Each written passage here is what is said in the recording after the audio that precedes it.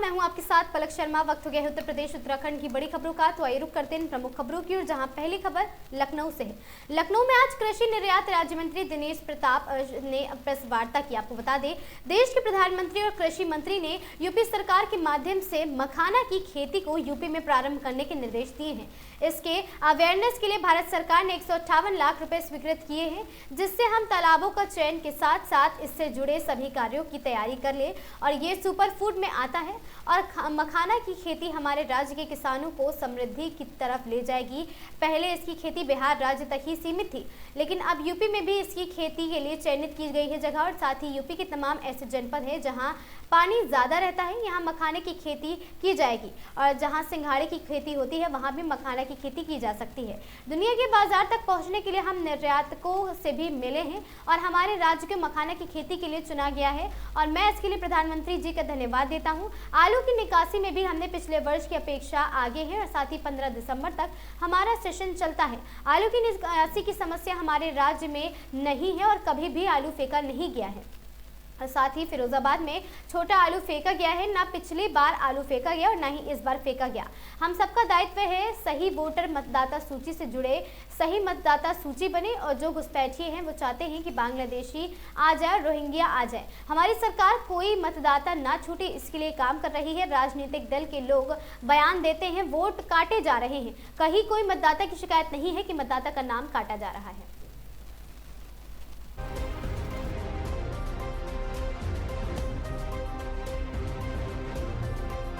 रहने की आवश्यकता, क्योंकि विपक्ष लगातार अपने वोटरों का नाम जुड़वा रहा है। पश्चिमी यूपी में भी मुख्यमंत्री योगी आदित्यनाथ कल दौरे पर थे, उन्होंने बैठक करी, तमाम और निर्देश दिया है कि अब सजग रहने की आवश्यकता है। बिल्कुल, हमारे उत्तर प्रदेश के यशस्वी मुख्यमंत्री जी और हम सब और आप सहित सबका दायित्व है कि सही वोटर मतदाता सूची में जुड़ें।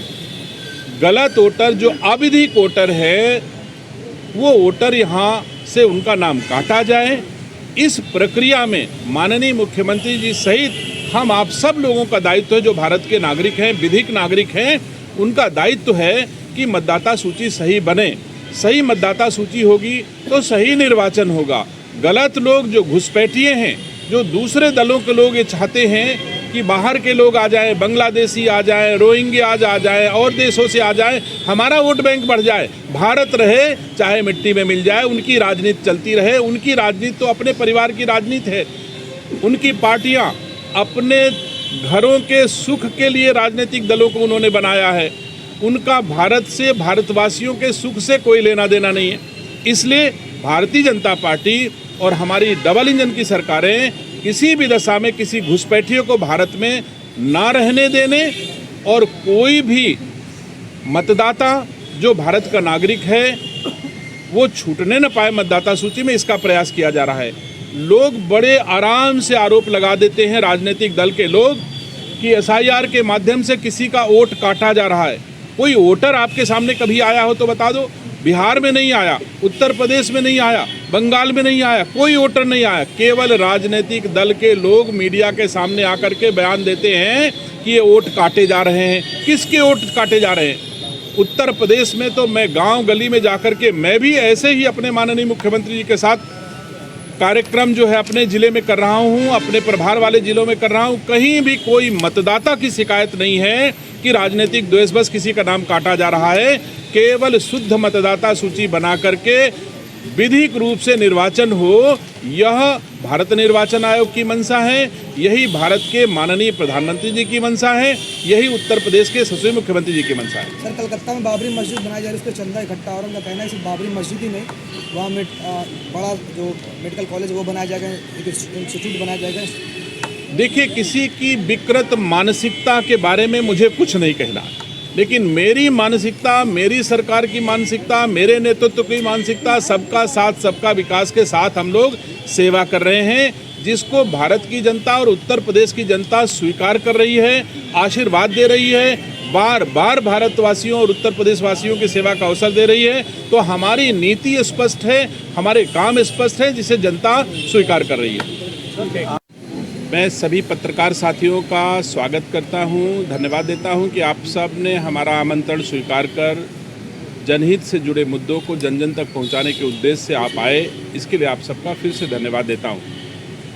आज देश के यशस्वी प्रधानमंत्री जी और देश के कृषि मंत्री जी ने उत्तर प्रदेश सरकार के माध्यम से उत्तर प्रदेश राज्य के किसानों की आय बढ़ाने के उद्देश्य से एक मखाना की खेती उत्तर प्रदेश में प्रारंभ करने के निर्देश दिए हैं, जिसके लिए कुछ बजट भी आवंटित कर दिया है। चूँकि वित्तीय वर्ष समाप्ति की ओर है, तो ऐसे में मखाना की खेती के अवेयरनेस प्रोग्राम के लिए उन्होंने भारत सरकार ने 158 लाख रुपए स्वीकृत कर दिए हैं, इसके लिए कि हम जो है तालाबों का चयन कर लें, सेंटर ऑफ एक्सीलेंस की स्थापना की तैयारी कर लें, डेमॉन्स्ट्रेशन की तैयारी कर लें, बायोसेलर मीट का आयोजन कर लें, मखाना पवेलियन के माध्यम से प्रचार प्रसार कर लें, निर्यातकों को इंटरनेशनल प्रदर्शनी ट्रेड फेयर में प्रतिभाग करने की तैयारी कर लें। ऐसे ही जो अवेयरनेस प्रोग्राम है भ्रमण करने के लिए, सब जगह चयन करने के लिए, किसानों को जानकारी देने के लिए 158 लाख भारत सरकार के द्वारा राज्य सरकार को प्रदान किए गए हैं। मैं इसके लिए राज्य के किसानों की ओर से और अपने सरकार की ओर से देश के प्रधानमंत्री जी और देश के कृषि मंत्री जी का धन्यवाद देता हूँ। यह मखाना की खेती निसंदेह सुपर फूड में आता है और हर आमो खास की चॉइस है मखाना, और मखाना की खेती हमारे राज्य के किसानों को समृद्धि की ओर ले जाएगी, ऐसा मैं उम्मीद करता हूँ। पहले मखाना की खेती केवल बिहार राज्य तक ही सीमित थी और अब जो है वो हमारे उत्तर प्रदेश सहित कुछ अन्य राज्यों को भी इसके लिए चयनित किया गया है। हमारे राज्य में काफ़ी जनपद ऐसे हैं जिसमें पानी की अधिकता रहती है और वहाँ तालाबों की संख्या भी ज़्यादा है। वो पूर्वांचल के जनपद है, जैसे कुशीनगर है, सिद्धार्थनगर है, गाजीपुर है, बलिया है, महाराजगंज है, वाराणसी है, बस्ती है। ये मखाना की खेती के लिए अधिक उपयुक्त हैं। वैसे राज्य का हर जनपदों में, गाँव में भी अभी तालाबों की स्थिति ठीक है, वहाँ पर पानी भी रहता है, तालाब भी है। सिंघाड़े की खेती हमारे यहाँ काफ़ी गांव में पारंपरिक रूप से की जाती है, तो सिंघाड़े की खेती जहां हो सकती है वहां मखाने की खेती भी हो सकती है। तो इस रूप से राज्य के हर जनपदों में मखाने की खेती बढ़े, राज्य के किसान इसको स्वीकार करें और करके अच्छी खेती करें। उसके बाद उस खेती को, उस फसल को, उस उपज को दुनिया के बाज़ारों तक पहुंचाने के उद्देश्य से हम अपने निर्यातकों को भी कर रहे हैं। मखाना के प्रसंस्करण के भी कौन कौन से उद्योग हो सकते हैं, ऐसे उद्योगों की स्थापना की संभावना भी तलाश करके हम लोग प्रयास कर रहे हैं। तो निसंदेह मखाना की खेती के लिए जो हमारे राज्य को चुना गया है, इसके लिए मैं धन्यवाद देता हूं। निश्चित तौर से मखाना की खेती हमारे राज्य के किसानों के भविष्य के लिए एक बेहतर विकल्प होगा और मैं इसके लिए धन्यवाद देता हूं अपने देश के प्रधानमंत्री जी को। सर, लिंकेज होगा बिल्कुल। मखाना बोर्ड के द्वारा, जो भारत सरकार का मखाना बोर्ड है, उसी के द्वारा उत्तर प्रदेश को चयन किया गया है। तो मखाना बोर्ड भारत सरकार ही एक तरीके से इसके इम्प्लीमेंटेशन में हमारा सहयोग कर रहा है। धन भारत सरकार का मखाना बोर्ड के माध्यम से ही राज्य सरकारों को मिल रहा है। सर, आलू की कीमतें फिर से जो है, आप देख रहे हैं कि कोल्ड स्टोरेज में आलू रखने की जगह नहीं है और किसान फिर परेशान हो रहा है आलू को रखने के लिए। सर देखिए, मैं अपने सभी पत्रकार साथियों से आग्रह करता हूं कि यह उद्यान विभाग पूरी तरह से पारदर्शी काम कर रहा है। जहां कहीं भ्रम की स्थिति उत्पन्न हो, वहां पर हमारे पत्रकार साथियों को हमारे विभाग के अधिकारियों से अथवा मैं से स्वयं बात करके अपने भ्रम को दूर कर लेना चाहिए। एक आध दो अखबारों में छप गया कि हमारे यहाँ आलू किसान उठा नहीं रहा कोल्ड स्टोर से, ऐसी खबरें भी हैं। निकासी कम हो रही, ऐसा भी कहा गया है और जैसा कुछ आपके द्वारा कहा जा रहा है। लेकिन विगत वर्ष की तुलना में इस वर्ष निकासी भी हमारी, पिछली बार आज के दिन निकासी हमारी 99.31% थी। और इस साल हमारी निकासी 99.35% है। तो हमारे कोल्ड स्टोरेज में कहीं भी आलू ऐसा नहीं कि किसान निकाल ना रहा हो, लेकिन ये सही है कि अगर थोड़ा लोग पीछे बुआई करते हैं तो उसके लिए थोड़ा बहुत आलू अपने स्टोर में रखे रहते हैं कि फसल कटेगी, फिर खेत तैयार होंगे, फिर हम आलू को बोएंगे तो थोड़े दिन तक, और ये 15 दिसंबर तक हमारा फसल सेशन भी चलता है। 15 दिसंबर तक 100% निकासी कोल्ड स्टोर से किसानों की हो जाएगी, ऐसा मैं उम्मीद करता हूँ। आज की तारीख में 99.35% तक हमारी निकासी हो गई है। तो आलू को लेकर के कोई समस्या किसी भी प्रकार की हमारे पूरे राज्य में नहीं है। फिर भी मैं आप सबको अवगत कराना चाहता हूँ कि अगर कहीं भी आपको भ्रम उत्पन्न होता है, आज भी मेरे पास डाटा है और मैं जो मौखिक बोल रहा हूँ इन बातों को मैं लिखित रूप से आपसे दूंगा कि हमारे इस जनपद में इतने % निकासी हो गई है, इस जनपद में इतने % निकासी हो गई है, कहीं भी आलू फेंका नहीं गया है, कहीं दुरुपयोग किसानों की उपज का नहीं हो रहा है। ऐसे राजनीति से प्रेरित अगर कोई बयान आ जाए, कहीं छप जाए, तो मेरा आग्रह है, मैं स्वयं बैठा हूँ, आपके सामने आऊँगा। अगर आप हमारे अधिकारियों से पूछेंगे वो भी आपके सामने आएंगे, बात को स्पष्ट करेंगे। आज मैं राज्य सरकार के जिम्मेदार मंत्री के रूप में आपसे कह रहा हूं कि हमारे यहाँ आलू की कोई समस्या नहीं है। पिछले वर्ष इसी भांति एक जनपद में जो आलू के कोल्ड स्टोर में झरावन बचती है, नीचे जो साफ करने से थोड़ा बचता है, 27-28 किलो आलू निकाल करके फिरोजाबाद में सड़क के किनारे फेंक दिया गया और उसकी फ़ोटो खींच करके चलाया गया कि साहब ये आलू जो है किसानों का सड़क पे फेंका जा रहा है। आप खूब जानकारी कर लो, ना पिछले साल एक आलू सड़ा है और ना इस वर्ष आलू सड़ा है। हमारे यहाँ रायबरेली के बारे में एक सम्मानित अखबार में छपी है बात कि आलू हमारे यहाँ निकासी कम हो रही है।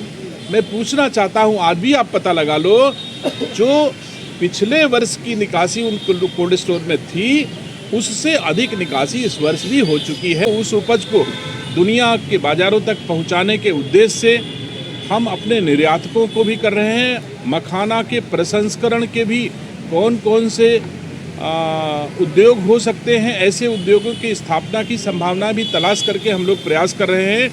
तो निसंदेह मखाना की खेती के लिए जो हमारे राज्य को चुना गया है, इसके लिए मैं धन्यवाद देता हूं। निश्चित तौर से मखाना की खेती हमारे राज्य के किसानों के भविष्य के लिए एक बेहतर विकल्प होगा और मैं इसके लिए धन्यवाद देता हूं अपने देश के प्रधानमंत्री जी को। सर, लिंकेज होगा बिल्कुल। मखाना बोर्ड के द्वारा, जो भारत सरकार का मखाना बोर्ड है, उसी के द्वारा उत्तर प्रदेश को चयन किया गया है। तो मखाना बोर्ड भारत सरकार ही एक तरीके से इसके इम्प्लीमेंटेशन में हमारा सहयोग कर रहा है। धन भारत सरकार का मखाना बोर्ड के माध्यम से ही राज्य सरकारों को मिल रहा है। सर, आलू की कीमतें फिर से जो है, आप देख रहे हैं कि कोल्ड स्टोरेज में आलू रखने की जगह नहीं है और किसान फिर परेशान हो रहा है आलू को रखने के लिए। देखिए, मैं अपने सभी पत्रकार साथियों से आग्रह करता हूं कि यह उद्यान विभाग पूरी तरह से पारदर्शी काम कर रहा है। जहां कहीं भ्रम की स्थिति उत्पन्न हो, वहां पर हमारे पत्रकार साथियों को हमारे विभाग के अधिकारियों से अथवा मैं से स्वयं बात करके अपने भ्रम को दूर कर लेना चाहिए। एक आध दो अखबारों में छप गया कि हमारे यहाँ आलू किसान उठा नहीं रहा कोल्ड स्टोर से, ऐसी खबरें भी हैं। निकासी कम हो रही, ऐसा भी कहा गया है और जैसा कुछ आपके द्वारा कहा जा रहा है। लेकिन विगत वर्ष की तुलना में इस वर्ष निकासी भी हमारी, पिछली बार आज के दिन निकासी हमारी 99.31% थी और इस साल हमारी निकासी 99.35% है।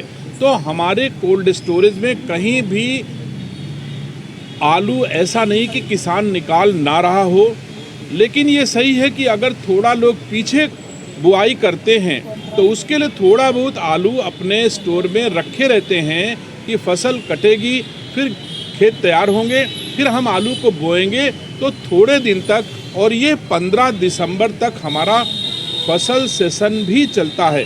15 दिसंबर तक 100% निकासी कोल्ड स्टोर से किसानों की हो जाएगी, ऐसा मैं उम्मीद करता हूं। आज की तारीख में 99.35% तक हमारी निकासी हो गई है। तो आलू को लेकर के कोई समस्या किसी भी प्रकार की हमारे पूरे राज्य में नहीं है। फिर भी मैं आप सबको अवगत कराना चाहता हूं कि अगर कहीं भी आपको भ्रम उत्पन्न होता है, आज भी मेरे पास डाटा है और मैं जो मौखिक बोल रहा हूं, इन बातों को मैं लिखित रूप से आपसे दूंगा कि हमारे इस जनपद में इतने % निकासी हो गई है, इस जनपद में इतने % निकासी हो गई है, कहीं भी आलू फेंका नहीं गया है, कहीं दुरुपयोग किसानों की उपज का नहीं हो रहा है। ऐसे राजनीति से प्रेरित अगर कोई बयान आ जाए, कहीं छप जाए, तो मेरा आग्रह है, मैं स्वयं बैठा हूं, आपके सामने आऊँगा। अगर आप हमारे अधिकारियों से पूछेंगे, वो भी आपके सामने आएंगे, बात को स्पष्ट करेंगे। आज मैं राज्य सरकार के जिम्मेदार मंत्री के रूप में आपसे कह रहा हूं कि हमारे यहाँ आलू की कोई समस्या नहीं है। पिछले वर्ष इसी भांति एक जनपद में जो आलू के कोल्ड स्टोर में झरावन बचती है, नीचे जो साफ करने से थोड़ा बचता है, 27-28 किलो आलू निकाल करके फिरोजाबाद में सड़क के किनारे फेंक दिया गया और उसकी फ़ोटो खींच करके चलाया गया कि साहब ये आलू जो है किसानों का सड़क पे फेंका जा रहा है। आप खूब जानकारी कर लो, ना पिछले साल एक आलू सड़ा है और ना इस वर्ष आलू सड़ा है। हमारे यहाँ रायबरेली के बारे में एक सम्मानित अखबार में छपी है बात कि आलू हमारे यहाँ निकासी कम हो रही है। मैं पूछना ऑपरेशन मुस्कान के अंतर्गत 1 वर्ष 11 माह पूर्व लापता मासूम भाई बहन को पुलिस ने किया बरामद। आपको बता दें, पुलिस टीम के द्वारा गुमशुदा हुए मासूम भाई बहन की नेपाल बॉर्डर से लेकर तमिलनाडु तक की गई थी तलाश। पुलिस टीम ने मासूम भाई बहन को पंजाब राज्य के जालंधर जनपद से किया बरामद। बच्चों की तलाश करने वाली पुलिस टीम को पुलिस अधीक्षक ने दिया 20,000 का पुरस्कार। प्रेस वार्ता के दौरान पुलिस अधीक्षक अंकुर अग्रवाल ने दी जानकारी।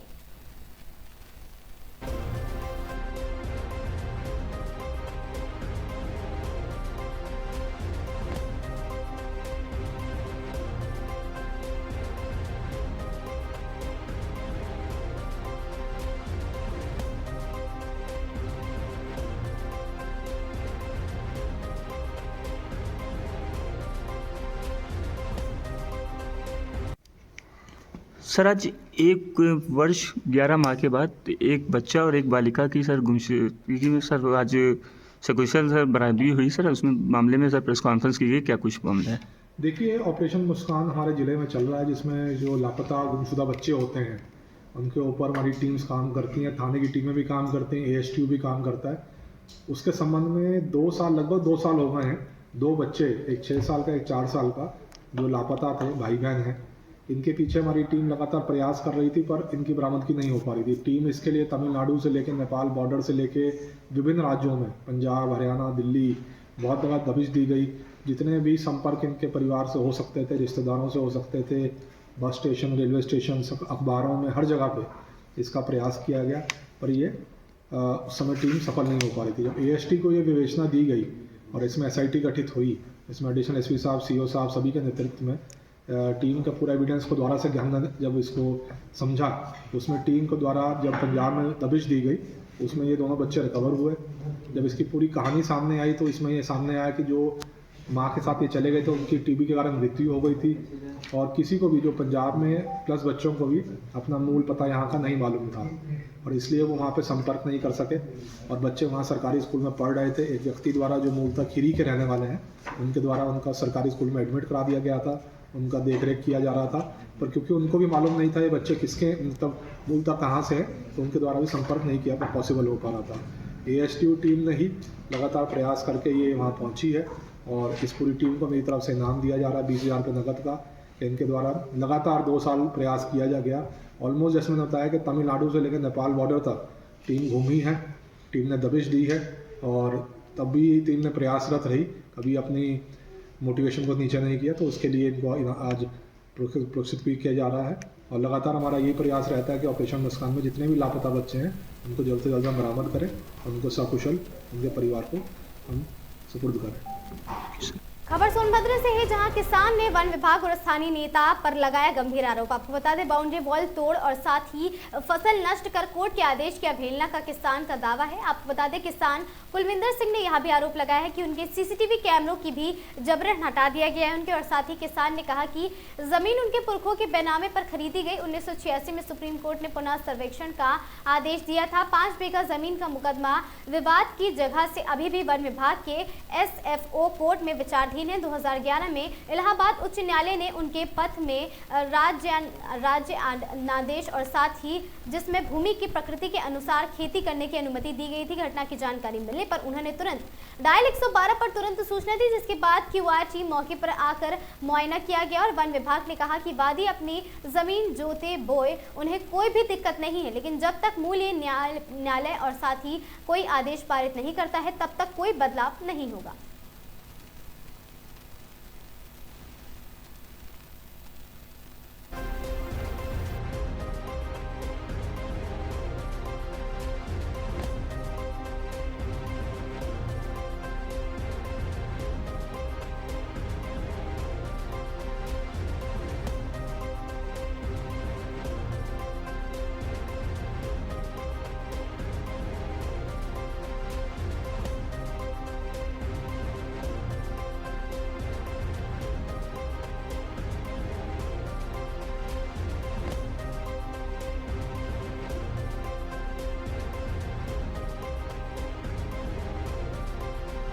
अपना परिचय बताइएगा चाचा। मेरा नाम कुलविंदर सिंह है। मैं स्वर्गीय सरदार दिलीप सिंह का लड़का हूँ। इस जमीन का मामला है, क्या मामला है पूरा? ये ज़मीन हमारे पुरखों ने बैनामा से खरीदी थी। सुप्रीम कोर्ट ने जब 1986 में ये दुधी और रावटसगंज दोनों तहसीलों को विवादित घोषित किया और रीसर्वे करवाया, उस समय इस पे मुकदमा कायम हुआ। और मुकदमा कायम हुआ था 7 बीघा 10 बिस्वे पर, जिसमें से आबादी वाली हमारी 2 बीघा 10 बिस्वा कट के हमको मिल गई। और बाकी 5 बीघे का मुकदमा अभी माननीय न्यायालय वन बंदोबस्त अधिकारी के यहाँ चल रहा है। सुप्रीम कोर्ट के आदेश में स्पष्ट रूप से ये कहा गया है कि जिस जमीन पर मुकदमा चल रहा है उस जमीन पर से उस खेतीहर को बेदखल नहीं किया जा सकता।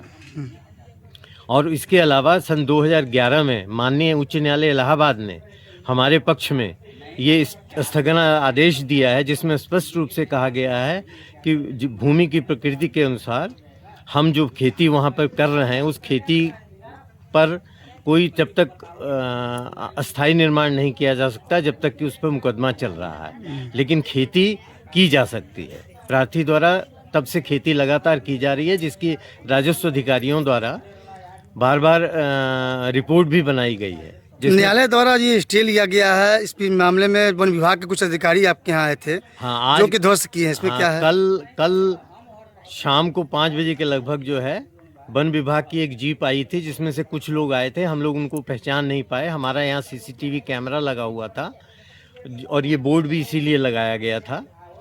और उन्होंने आके यहाँ पे 2 जगह से बाउंड्री वाल तोड़ दी। उसके बाद एक यहाँ स्थानीय सुनील सिंह नेता हैं, वो स्थानीय कुछ लोगों को लेकर आए और उन्होंने जबरदस्ती गाय वगैरह हमारे खेत में घुसा के खेत को, हमारी फसल को नष्ट किया। और जिसकी रिकॉर्डिंग हमारे पास CCTV में है। रात को फिर जब हमको इस बात का पता चला तो हमने तुरंत QR टीम को इस बात की रिपोर्ट की 112 नंबर पर। क्विक रिस्पांस टीम ने यहाँ आकर मौके का मुआयना किया और चली गई। मेरी सिस्टर को पता चला था, उसने QR टीम पर रिपोर्ट की थी। उसके बाद सुनील सिंह आए अपनी काली रंग की स्कॉर्पियो लेके यहाँ मंदिर के सामने खड़े होके उन्होंने हमारा जो कैमरा लगा हुआ था, जिस घर में कैमरा लगा हुआ था उसको धमका कर और उस कैमरे को जबरदस्ती उतारा, जिसकी रिकॉर्डिंग हमारे पास उस कैमरे की। जब तक उस कैमरा उतरा नहीं। कैमरे को कौन उतरवाया है? सुनील सिंह उतरवाए हैं। सुनील सिंह उतरवाए हैं और उसकी पूरी रिकॉर्डिंग, इन लोग की बातचीत की रिकॉर्डिंग सारी मेरे पास उपलब्ध है। इसकी शिकायत अभी आपने कहाँ पे दिया? अभी मैं इसकी शिकायत थाने में करने जा रहा हूँ। अगर यहाँ सुनवाई नहीं, अभी उसके बाद आज फिर वन विभाग के लोग आए और उन्होंने यहाँ कुछ दूर तक, लगभग 100 फुट तक, उन्होंने हमारी जो अपनी फसल की सुरक्षा के लिए कच्ची बाड़ का निर्माण किया गया था उसको तोड़ दिया। जब मुझको पता चला, फ़ोन उनसे किया तो उन्होंने कहा कि मैं अनिल सिंह हूँ, डिप्टी रेंजर, और मैं रेंजर साहब के कहने पर यहाँ आया हूँ। तो जब हमने उनसे कहा कि हम उनके खिलाफ FIR करवाएंगे तो वो तुरंत चले गए। उस फ़ोन की रिकॉर्डिंग, उनकी बातचीत की रिकॉर्डिंग भी हमारे पास मौजूद है। तो इस लोकल उच्च अधिकारियों के आप संदेश दिए, अगर यहाँ सुनवाई नहीं हो तो कहाँ जाने के लिए बाध्य होंगे? अभी तो हम थाने में करेंगे। SDM साहब को हमने ईमेल रात को ही कर दिया था। सारी स्थिति को बताते हुए SDM साहब को हमने रात को ही अवगत करा दिया था, ईमेल कर दिया था। और आज की जो डेवलपमेंट है, कल शाम की और आज की जो डेवलपमेंट है, इसकी अभी मैं एक FIR कराने थाने जा रहा हूँ। तो यहाँ से SDM साहब ने क्या आश्वासन दिया आपको? अभी SDM साहब के पास मेल गई है, आज छुट्टी है ना। अच्छा, कल शाम को मेल गई है, रात को 7-8 बजे के लगभग। तो अभी उनकी तरफ से क्या कार्रवाई हुई है इसका मुझे अभी नहीं पता चला है। सरकार से क्या मांग करना चाहेंगे आप? सरकार से मांग करना चाहेंगे कि जब तक इस पे स्टे ऑर्डर लगा हुआ है, इस पे कोई भी आदमी अवैध अतिक्रमण न करे। कोर्ट ने जैसा आदेश दिया है उसकी अनुपालना की जाए और कानून को अपने हाथ में लेके हमारी फसल की बर्बादी न करें। निगोहा में करोड़ों की जमीन जाने के डर से प्रॉपर्टी डीलर ने साथियों संग मिलकर किसान शव प्रकाश की हत्या की। 5 गिरफ्तार। आपको बता दें 15 नवंबर को बहाने से किसान को प्रॉपर्टी डीलर ने बुलाकर साथियों संग किया था अगवा और साथ ही गला कसकर हत्या करने के बाद उन्नाव की बीघापुर थाना क्षेत्र में शव को था जलाया गया और साथ ही पुलिस ने प्रॉपर्टी डीलर समेत 5 आरोपितों को गिरफ्तार कर घटना में प्रयुक्त 2 कारों की बरामदगी की है और साथ ही फरार एक आरोपी की तलाश में जुटी पुलिस टीम मां से बड़े भाई के पावर ऑफ अटॉर्नी अपने नाम करवाकर प्रॉपर्टी डीलर को बेच दी गई थी 2 बीघा जमीन और छोटे भाई शिव प्रकाश ने मां से करा रखी थी पहले से वसीयत। रजिस्ट्री करने पर पता चलने पर न्यायालय में छोटे भाई शिव प्रकाश ने डाल दिया था मुकदमा। प्रॉपर्टी डीलर को करोड़ों की कीमत की जमीन जाने का सताने लगा था डर, जिसके चलते अपने 5 साथियों को 1.5 लाख रुपए का लालच देकर हत्या करने के लिए लाया था और किया था राजी, जिसके बाद निगोहा पुलिस ने हत्या का मुकदमा दर्ज कर प्रॉपर्टी डीलर सुजीत श्रीवास्तव समेत 4 साथियों को गिरफ्तार कर हत्या का खुलासा किया है। डीसीपी निपुण अग्रवाल व ADCP रल्लापल्ली वसंत कुमार के मार्गदर्शन में ACP विकासखंड के निर्देश पर थाना प्रभारी अनुज तिवारी व पुलिस टीम ने हत्या की घटना का सफल अनावरण किया है।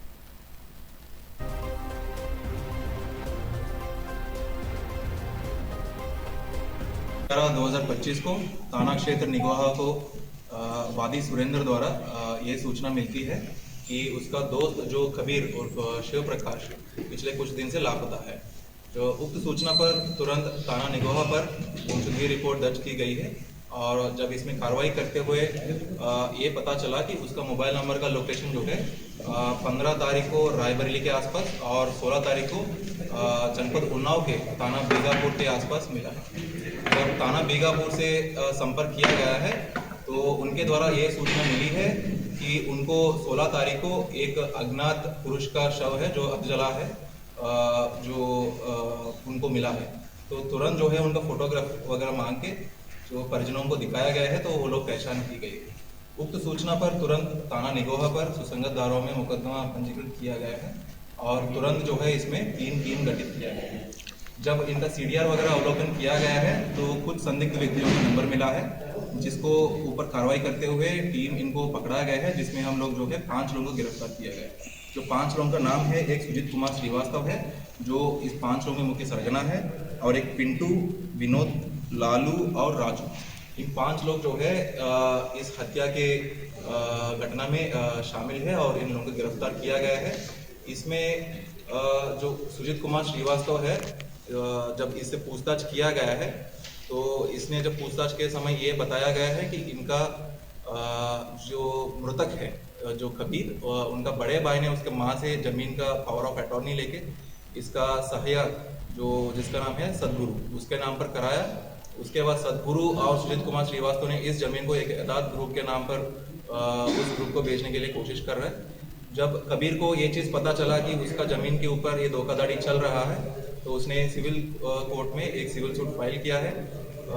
जब सुजीत कुमार श्रीवास्तव को ये चीज़ पता चला कि जब सिविल सूट फाइल किया गया है उनको लगा कि अगर एक केस हम हार जाएंगे तो तुरंत ये पैसा वापस देना पड़ेगा। तो ये इसका दोस्त जो है दिलीप रावत जो इस केस में मुख्य वांछित है इसके साथ मिलके और ये 5 लोगों के साथ मिलके ये योजना किया गया है कि कबीर को जो है ये लालपुर टावर के पास बुलाया गया है 2 स्विफ्ट डिजायर गाड़ी में और इनको रायबरेली लेते हुए उन्नाव लेते हुए उधर उनको पेट्रोल डाल के जलाकर उनको पहले गला दबा दिया, उसके बाद उसको पेट्रोल डालकर जला दिया और उनको जनपद उन्नाव में ताना बीघापुर के क्षेत्र में एक निर्मानुष जगह पर फेंक के ये लोग वापस आते हुए पूरा सिम कार्ड्स और मोबाइल्स डंप कर दिया ताकि जितना भी एविडेंस है उसको नष्ट करने के लिए।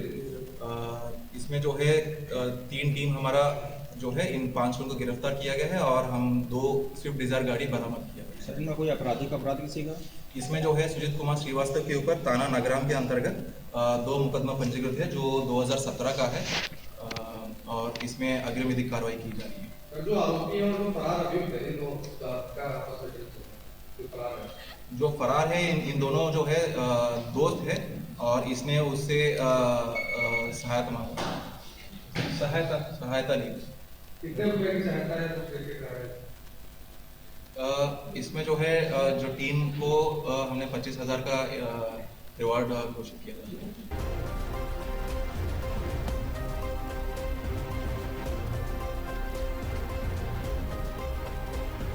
2025 को थाना क्षेत्र निगवाहा को वादी सुरेंद्र द्वारा ये सूचना मिलती है कि उसका दोस्त जो कबीर और शिव प्रकाश पिछले कुछ दिन से खबर जौनपुर से है, जहां जौनपुर जिले में खेल एवं युवा कल्याण मंत्री के घर शोक संवेदना व्यक्त करने पहुंचे प्रदेश के डिप्टी सीएम ब्रजेश पाठक ने कोडेन कफ सिरप को लेकर पूछे गए सवाल पर कहा कि कफ सिरप प्रकरण की जांच चल रही है और जो भी दोषी है उसको बख्शा नहीं जाएगा। वहीं वन डिस्ट्रिक्ट वन माफिया के सवाल पर जवाब देते हुए अखिलेश यादव के कार्यकाल की तुलना योगी सरकार से करेंगे तो आप अखिलेश की सरकार में हत्या, लूट और दुष्कर्म, प्लॉट, मकान, दुकान कब्जा, टेंडर लूट के मामले पिछली सरकारों में ज्यादा थे। और साथ ही लॉ एंड ऑर्डर की बात करें तो आपको बीजेपी की योगी सरकार में लॉ एंड ऑर्डर बेहतर दिखाई देगा। एसआईआर को लेकर पूछे गए सवाल पर डिप्टी सीएम ब्रजेश पाठक ने बताया कि बिहार में करीब 65 लाख वोटों को एसआईआर कार्ड दिया गया था। इन 65 लाख लोगों में किसी ने कोई शिकायत की? विपक्ष इसलिए हताश है कि 65 लाख वोटों के कटने के बाद बिहार में विधानसभा चुनाव हुए, जिसके बाद विपक्ष को करारी शिकस्त मिली है, जिसके कारण विपक्ष हताश और निराश है। लोकतंत्र की ये शुचिता के लिए एसआईआर बहुत जरूरी है, क्योंकि जो एसआईआर में पृथक किए गए हैं और मृतक बच्चे या घुसपैठिए हैं उनके नामों को हटाया जा रहा है। और साथ ही बीजेपी में 2027 में 2017 का इतिहास दोबारा दोहराने जा रही है बीजेपी। और साथ ही प्रचंड बहुमत से बीजेपी करीब 315 सीटों से सरकार बनाने जा रही है। आपको बता दें कि डिप्टी सीएम ने जब कफ सिरप को लेकर ये सवाल किया गया तो यूपी में अब तक कितने मासूमों की मौत हो गई है, तो उस पर चुप्पी साधते हुए जवाब दिया गया कि जांच चल रही है। कफ सिरप में कितने की मौत हुई है उसकी जांच भी चल रही है। जो भी दोषी हैं उनके विरुद्ध कार्रवाई की जाएगी। विपक्ष द्वारा सरकार पर हमलावर के सवाल का जवाब देते हुए कहा कि विपक्ष कहा हमलावर है तो वो दिखाओ, वो तो साथ ही दादा नाना बाबा में फंसी हुई है। ये कोई पार्टी है जो अपने परिवार में फंसी हुई है। वहीं पत्रकारों से उल्टा सवाल किया कि सपा का राष्ट्रीय अध्यक्ष कौन है, उपाध्यक्ष कौन है, मंत्री कौन है, सांसद कौन है, विधायक कौन है? सब एक जाति के लोग ही हैं और एक परिवार के लोग हैं।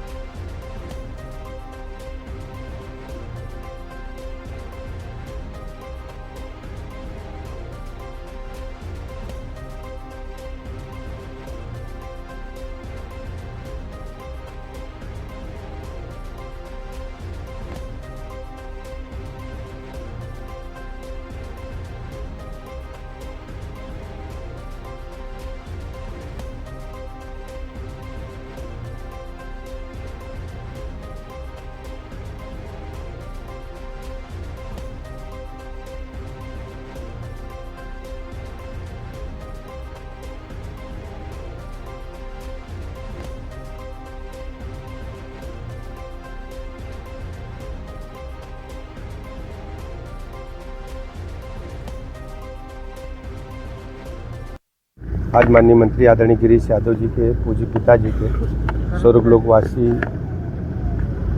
हो जाने के उपरांत हम सब उन्हें श्रद्धा सुमन अर्पित करने के लिए उनके गांव में उनके घर पे आए हैं। इस दुख की घड़ी में पूरा भारतीय जनता पार्टी परिवार, पूरी सरकार गिरीश यादव जी के परिवार के साथ है। ईश्वर से प्रार्थना करते हैं कि उन्हें अपने इसी चरणों में स्थान दें और पूरे परिवार को, उनके समर्थकों को, अनुयायियों को असहनीय पीड़ा को सहने की ताकत दें। सर, वंदे मातरम के लिए आज संसद में जो है बहस हो रही है, आज संसद में लाइनें हटाने के लिए बात है। देखिए, भारतीय संसद सर्वोच्च है और आप बहस होने दीजिए। कब सीरत को लेकर जो है औरैया में भी देखिए पूरे प्रकरण की उच्च स्तरीय जांच चल रही है और सरकार की निगरानी में जांच चल रही है। जो भी दोषी होगा बख्शा नहीं जाएगा, कड़ी कार्रवाई। डिस्ट्रिक्ट वन माफिया की बात लगातार कर रहे हैं। अखिलेश यादव जी को आप भी जानते हैं और आप कोई नए जर्नलिस्ट नहीं है, सीनियर जर्नलिस्ट है। सपा रिजीम की तुलना इस रिजीम से आप करके देखेंगे तो पाएंगे हत्या, लूट, डकैती, बलात्कार, प्लाट, मकान, दुकान कब्जा करना, टेंडर ठेकों की लूट। हमारी सरकार में जो भी दोषी होगा कड़ी कार्रवाई होगी, किसी को भी बख्शा नहीं जाएगा। और आप जानते हैं कि उत्तर प्रदेश से लाइन आर्डर दोनों रिजीम की, समाजवादी पार्टी की और वर्तमान शासनकाल की आप तुलना करेंगे तो भारतीय जनता पार्टी का शासनकाल एकदम आपको बेहतर नजर आएगा। SIR को लेकर विपक्ष सवाल कर रहा है। देखिए SIR को लेकर के विपक्षी इसलिए परेशान है कि बिहार में SIR जब हुआ उसके उपरांत विधानसभा के चुनाव हुए, लगभग 65 लाख वोट जो अवैध थे, घुसपैठियों के थे, मृतकों के नाम दर्ज थे या छोटे बच्चों के नाम दर्ज थे, उनके नाम निर्वाचन आयोग ने पृथक किए मतदाता सूची से। एक भी कंप्लेंट आपको मिला हो, आप सब यूट्यूब पे हैं, सोशल मीडिया पे हैं, समाचार चैनलों में हैं, समाचार पत्रों में, क्या कोई कंप्लेंट आपको बिहार की किसी मीडिया में दिखाई दी है? आप बताओ भैया। नहीं दिखाई दी। तो 65 लाख लोगों में से कोई कंप्लेंट नहीं आई। तो जो अवैध लोग हैं, जो घुसपैठिए हैं, जो मृतक हो गए हैं या जो बच्चों के वोट बना लिए हैं इन लोगों ने, उन लोगों को सूची से पृथक किया जाएगा। हमारे कार्यकर्ता भारत निर्वाचन आयोग के निर्देशों के मुताबिक काम कर रहे हैं और हर स्थिति में शुचिता, पारदर्शिता के साथ मतदाता सूची बने और लोकतंत्र की शुचिता बनी रहे। जैसे मन की शुद्धता के लिए योग की आवश्यकता है, वैसे ही लोकतंत्र की शुचिता के लिए SIR की आवश्यकता है। अखिलेश यादव जी से पूछना कि जरा पुराने अखबार की कटिंग कोई निकाल लें, आप अपना ही चैनल दिखा देना। अगर किसी चैनल में हो तो उसका चैनल की जो इनके रिजीम की घटनाएं दिखा दीजिएगा तो उनका मुंह बंद हो जाएगा। मंत्री योगी जी कह रहे हैं कि लगातार बांग्लादेश और रोहिंग्या की बात कर रहे हैं। हाँ, कोई भी घुसपैठिया जो देश विरोधी ताकतें हैं, जो अवैध रूप से घुसा दिए गए, उनको निकाल बाहर किया जाएगा और कानून के तहत कड़ी से कड़ी सजा भी मिलेगी। कोल्ड ड्रिंक्स ये कब से वाले मामले में सत्तासीन नेताओं के नाम आ रहा है, जो सत्ता दल की नेता है। आप जांच चलने दीजिए, जांच में जो भी होगा कड़ी कार्रवाई। विपक्ष से क्या उम्मीद करते हैं? विपक्ष हारा हुआ है, हताश है, निराश है, उनकी दुकान चलने वाली नहीं है। 27 में बीजेपी 17 वाला इतिहास दोहराएगी प्रचंड बहुमत के साथ। 325 से अधिक सीटें पुनः जीतेंगे। विपक्ष कहाँ हमलावर है, वो तो दिखाओ। वो तो अपने चाचा, दादा, नानी, नानी की पार्टी चला रहे हैं। कोई पार्टी सरकार की या जनता की कोई सुन रहा हो? वहाँ समाजवादी पार्टी का अध्यक्ष कौन है बताओ भैया? ये तमाम लोग कैसे एक होगा? कौन है? नहीं, अध्यक्ष कौन है? अच्छा, उपाध्यक्ष कौन है? महामंत्री कौन है? MP कौन है? MP कौन है? धर्मेंद्र यादव। और बताओ ना, नाम बोलते चलो। पूरे एक परिवार की प्राइवेट लिमिटेड कंपनियां हैं, ये राजनीतिक दल नहीं है।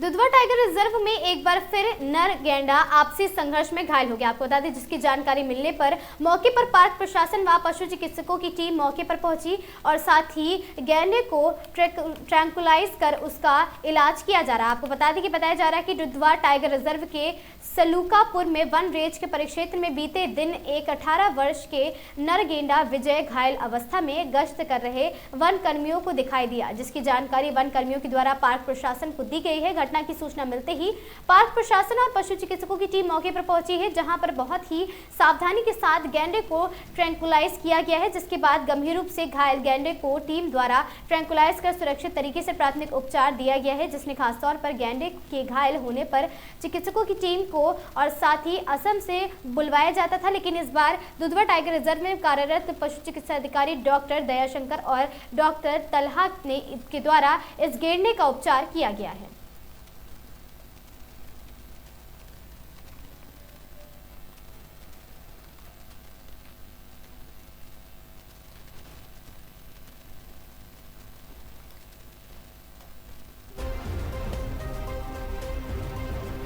खबर हरदोई से है, जहां पर inner wheel club of Hardoi DOD द्वारा रविवार को लोनार ग्राम में प्रेम सम्मान और सेवा से भरा विशेष कार्यक्रम आयोजित किया गया। कार्यक्रम के तहत लगभग 100 वृद्धजनों को जूते एवं कंबल भेंट किए गए हैं। उपहार पाकर वृद्धजनों के चेहरे पर संतोष और खुशी साफ दिखाई दे रही थी। कार्यक्रम के दौरान वृद्धजनों ने अपनी स्थानीय भाषा में मधुर गीत प्रस्तुत किए, जिससे वातावरण भावुकता और साथ ही आत्मीयता से भर गया।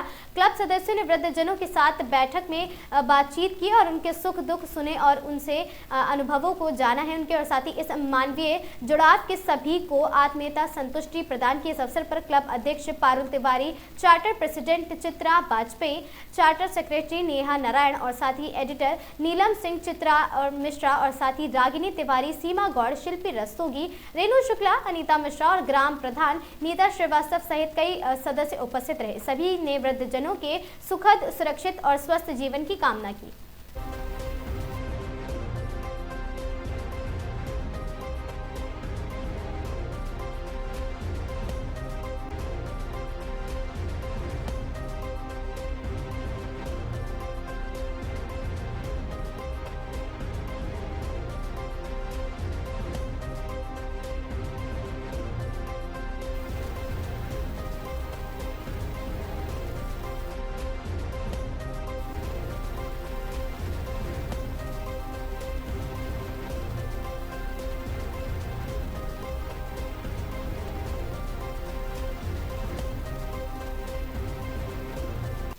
अगली खबर बिलग्राम से, जहां बिलग्राम नगर के मोहल्ला मंडई में रविवार देर रात एक 17 वर्षीय किशोरी द्वारा आत्महत्या करने का मामला सामने आया था। क्षेत्र में सनसनी फैल गई। जानकारी के अनुसार पायल 17 वर्षीय पुत्री स्वर्गीय दिलीप ने घर के कमरे में जाकर दुपट्टे से फंदा बनाकर फांसी लगा ली। परिजनों ने बताया कि पायल देर रात अचानक अपने कमरे में चली गई, लेकिन काफी समय तक बाहर न निकलने पर परिवार वालों ने दरवाजा खोलकर देखा तो वह फंदे से झूलती मिली है।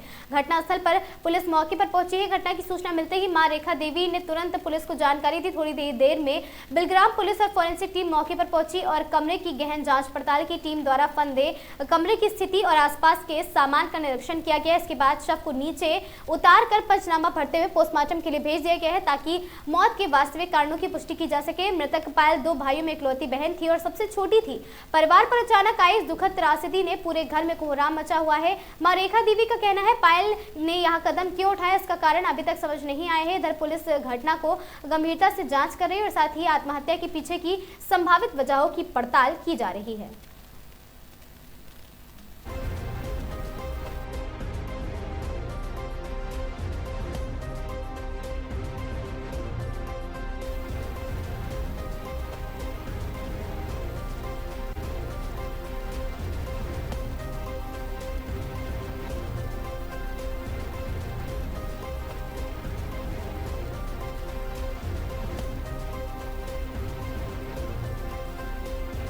खबर महोबा से है, जहां महोबा पुलिस को बड़ी सफलता मिली है। आपको बता दें, बाजार में नकली करेंसी उतारने से पहले एक आरोपी पकड़ा गया। आपको बता दें, नकली करेंसी के कारोबार में शामिल हुए युवक देवेंद्र अहिरवार को बेलताल से गिरफ्तार किया गया। उसके पास से 2,62,000 रुपए के 100 और 200 रुपए के नकली नोट बरामद हुए हैं। आरोपी पहले भी जेल जा चुका है। उसके साथ ही अंकुर की तलाश जारी है। महोबा जिले में पुलिस ने नकली करेंसी के कारोबार में संलिप्त एक युवक को गिरफ्तार कर बड़ी सफलता प्राप्त की है। गिरफ्तार आरोपी देवेंद्र अहिरवार अजनर थाना क्षेत्र के आरे गांव का निवासी है। पुलिस ने उसे बेलताला कस्बा से पकड़ते हुए उसके कब्जे से 2,62,000 रुपए के नकली नोट बरामद किए हैं। इसमें 100 और 200 रुपए के नोट शामिल हैं। अपर पुलिस अधीक्षक वंदना सिंह ने बताया कि पूछताछ में सामने आया है कि देवेंद्र अपने साथी अंकुर के साथ मिलकर नकली करेंसी का कारोबार करता रहा। देवेंद्र ने यहां नकली करेंसी चित्रकूट में जाकर 1 लाख रुपए देकर अंकुर से खरीदी थी।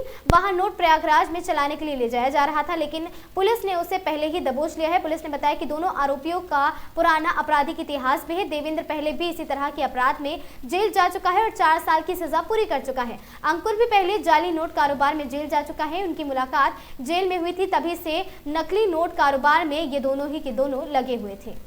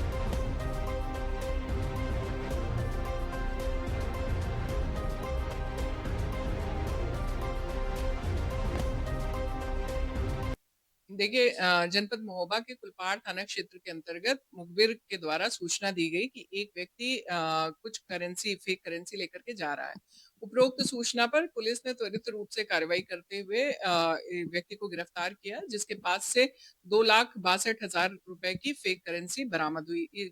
जो व्यक्ति गिरफ्तार हुआ है उसका नाम देवेंद्र अहिरवार निवासी आरी थाना अजनर का है। इससे पूछताछ में तथ्य प्रकाश में आया कि इसको अंकुर नामक एक व्यक्ति ने ये फेक करेंसी सप्लाई की थी। महत्वपूर्ण ये है कि दोनों ही अभियुक्तों का आपराधिक इतिहास है और जो अंकुर है वो पूर्व में भी फेक करेंसी के मामले में जेल जा चुका है। इसमें दूसरा अभियुक्त वांछित है। इसको जो देवेंद्र अहिरवार है इसको न्यायिक अभिरक्षा में भेजा जा रहा है। अग्रिम कार्रवाई प्रचलित है। करेंसी में कुछ नोट 200 के हैं, कुछ 100 के हैं। समय रहते इसको पकड़ के फेक करेंसी को मार्केट में आने से रोका गया है।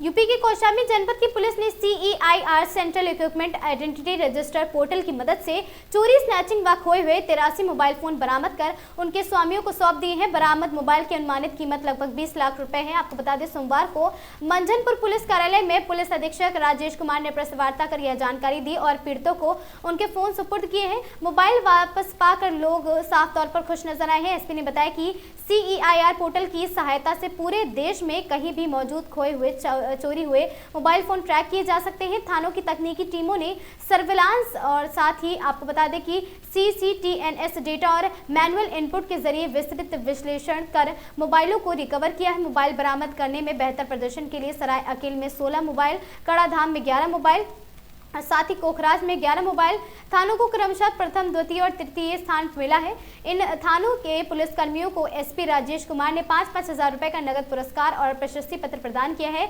जनपद के मंझनपुर, करारी, सैनी, कोखराज, सराय अकील सहित विभिन्न थानों में 83 मोबाइल फोन रिकवर किए गए हैं।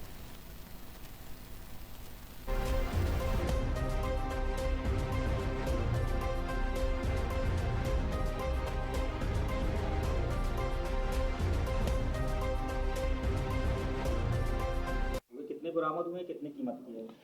CIR पोर्टल पे जो मोबाइल गुम होने की शिकायतें दर्ज होती है, चाहे वो चोरी की हो, चाहे स्नैचिंग हो, चाहे कहीं खो गया हो, उसमें कौशाम्बी पुलिस ने बढ़िया रिकवरी की है उन मोबाइल्स की। उसमें अभी देखेंगे माह नवंबर में कुल 83 मोबाइल रिकवर किए गए हैं, जिनकी कीमत अगर आकी जाए तो 20 लाख रुपए होती है। लगातार हमारी जो CCTNS की टीम है, जो थानों में हमारी इसके लिए टीम बनी हुई है CIR पोर्टल पर काम करने के लिए, लगातार अच्छा काम कर रही हैं। माह अक्टूबर में पूरे प्रदेश में प्रथम स्थान पर जनपद कौशाम्बी की रिकवरी थी। उसी तरह माह नवंबर में पूरे प्रदेश में दूसरे स्थान पर रिकवरी है। लगातार अच्छा काम कर रही है। और आज जिनके मोबाइल गायब हुए थे, जिन्होंने CIR पोर्टल पर शिकायत दर्ज की थी, उन धारकों को भी, वास्तविक धारकों को भी बुलाया गया। उनके मोबाइल उनको सुपुर्द किया जा रहा है और उनसे अभी मेरी बातचीत की गई तो उनको बड़ा खुशी है और उनको ये उम्मीद नहीं थी कि उनका मोबाइल मिलेगा। वह पुलिस ने उनका मोबाइल खोजकर उनको सुपुर्द किया है, इससे बहुत काफ़ी खुश है। और लगातार हमारा प्रयास रहेगा कि जो भी CIR पोर्टल पे शिकायतें दर्ज है उनकी रिकवरी तत्परता से हमारी टीम सुनिश्चित करे। सर, अगर मोबाइल जल्दी खो जाता है तो उसको कैसे शिकायत कर रहे हैं, कितनी जल्दी? ये ऑनलाइन पोर्टल है, NCRP पोर्टल पे आप ऑनलाइन भी दर्ज कर सकते हैं। सेंट्रल पोर्टल है और कहीं भी ये चलेगा, मोबाइल दूसरे प्रदेशों में भी चलेगा। तो NCRP पोर्टल पे लगातार इसको फॉलोअप लेते हैं और ट्रेस कर लेते हैं। ट्रेस होते ही वो संबंधित थाने को सूचना दे देते हैं जहाँ की ये शिकायत होती है, और फिर वहाँ की टीम जिसके पास ये मोबाइल चलता है उसको ले आकर उससे मोबाइल वापस लेके वास्तविक स्वामी को सुपुर्द कराती है। तो इस तरह से कोई भी इस पे अपनी शिकायत दर्ज कर सकता है। इससे पहले भी विगत 2 महीने में कभी प्रदेश में नंबर 1 रहा कौशाम्बी मोबाइल रिकवर मामले में, कभी नंबर 2 रहा, क्या है इसका? अब ये हमारी पूरी टीम को आज फिर से निर्देश दिए गए कि रिकवरी का जो इन्होंने अपना प्रयास बना रखा है वो जारी रखेंगे, अच्छी रिकवरी करते रहेंगे और हमेशा जो है जनपद में रिकवरी का परसेंटेज पूरे प्रदेश में सबसे। महोबा शहर के राजचुंगी इलाके में पुलिस एक बड़ी अनहोनी को टालने में सफलता हासिल की है। आपको बता दें, इलाके में एक नवनिर्मित मकान की जमीन से विशालकाय चट्टान निकलने पर मकान मालिक द्वारा उसे विस्फोट से उड़ाने का प्रयास किया गया। यह विस्फोट बिना किसी सूचना की घनी आबादी के बीच किया जाना था, जिससे बड़ी जनहानि की आशंका थी, पर पुलिस की सतर्कता से इसे रोककर अनहोनी टाल दी गई है। आपको बता दें कि राटचुंगी इलाके के एक मकान में मालिक ने चट्टान में डायनामाइट लगाकर विस्फोटक की पूरी योजना तैयार कर ली थी। घटना की सूचना लोगों द्वारा पुलिस प्रशासन को तत्काल दी गई है और साथ ही सूचना मिलते ही पुलिस सक्रिय हुई और देर रात मौके पर पहुंचकर भवन निर्माण का कार्य रोक दिया गया और इसके बाद ही आरोपियों को गिरफ्तार कर लिया गया। बड़ी चट्टान को विस्फोटक से तोड़ने के लिए ये विस्फोटक सामग्री बिछाई जा रही थी, जिससे घनी आबादी के बीच विस्फोटक से जनहानि और संपत्ति को नुकसान भी पहुंच सकता था। पुलिस ने तत्परता और समय पर कार्रवाई करने के कारण बड़े हादसे को टाल दिया है।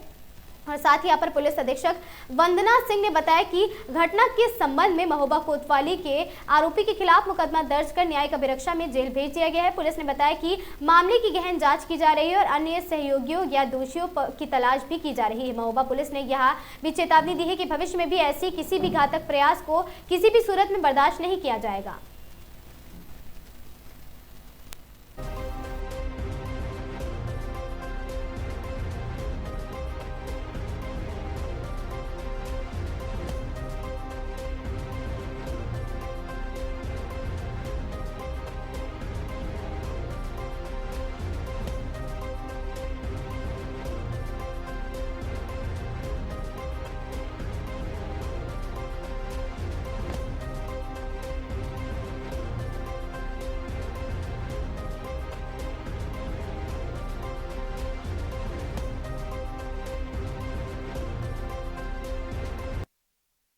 देखिए, एक सूचना प्राप्त हुई थी कोतवाली थाना क्षेत्र के अंतर्गत एक घर में मकान में कोई पत्थर आ रहा था, जिसको उड़ाने के लिए विस्फोटक का प्रयोग किया जाना था। समय पर उपरोक्त सूचना प्राप्त होते ही पुलिस के द्वारा त्वरित कार्रवाई की गई, जिससे एक बड़ी घटना को टाला जा सका। उपरोक्त प्रकरण में अभियोग पंजीकृत किया जा रहा है और जो भी इसके लिए दोषी लोग हैं उनको न्यायिक अभिरक्षा में भेजा जाएगा। क्षेत्र पंचायत कार्यालय जैतपुर में क्षेत्र पंचायत सदस्यों की वार्षिक बैठक ब्लॉक प्रमुख संदीप राजपूत की अध्यक्षता में संपन्न हुई। आपको बता दें, बैठक में वर्ष 2026-2027 की कार्य योजना पर केंद्रित रही और साथ ही पिछले वर्ष की कार्य योजना की प्रगति पर भी विस्तार से चर्चा की गई है। बैठक में लगभग 60 बीडीसी सदस्य उपस्थित रहे। सदस्यों द्वारा करीब 30 लिखित प्रस्ताव ब्लॉक प्रमुख को सौंपे गए हैं, जबकि कई मौखिक प्रस्ताव भी बैठक के दौरान प्रस्तुत किए गए हैं। ब्लॉक प्रमुख संदीप राजपूत ने बताया कि अपने पिछले कार्यकाल में उन्होंने लगभग 50 पंचायतों तथा 90 ग्राम क्षेत्र पंचायत निधि से कार्य कराए हैं, जिसमें विद्युतीकरण, सोलर लाइट, पेयजल व्यवस्था, सुंदरीकरण, खड़ंजा व इंटरलॉकिंग जैसे निर्माण कार्य शामिल हैं। उन्होंने कहा कि सभी कार्य बीडीसी सदस्यों से सुझाव लेकर और उन्हें उचित सम्मान देते हुए कराए गए हैं।